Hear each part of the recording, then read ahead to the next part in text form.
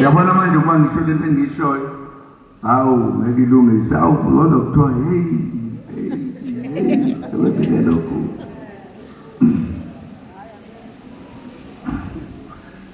Kodwa ke ngizoyisho kunama-comrade athi ukugila uzuma. Yes, siyaluza asimsuseni manje singene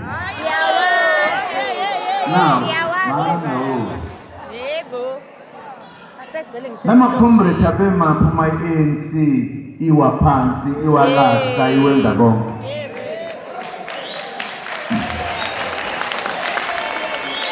Abawubonisanga ngani lamandla abamahle amasha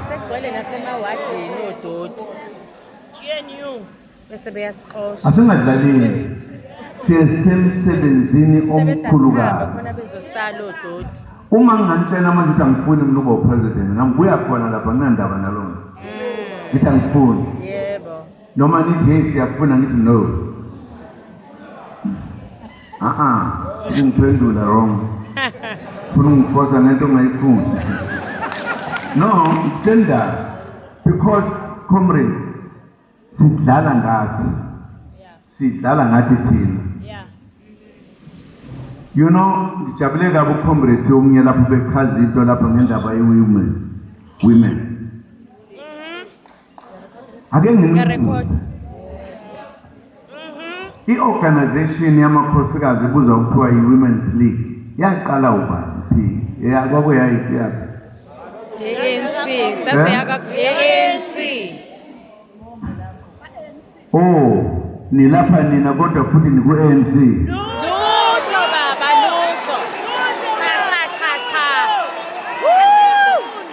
Ngiyabuza lutho baba sifuni ningaze nikhulume kabi ngomunye nomunye ngento yaka-ANC. Yebo. You know abantu abake bafika kimi bethi baba sifisa ukuvusa i-Women's League, right? Yes. Ngabathatha kalula mina ukuthi ngoba asikalenze lethi igama. Sisasebenzisa ukuthi njengamakhosikazi sosebenza ngale ndlela bekade sisebenza ngayo.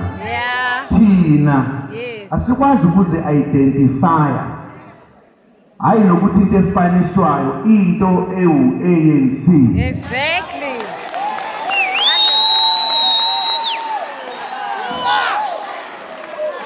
Uyabona mina ngenkathi ngimemezela ukuthi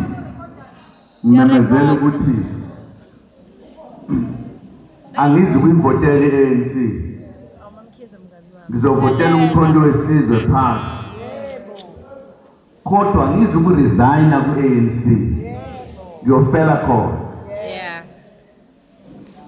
Ningizwa kahle? Siyabuzwa baba. Nangikhuluma izinto uma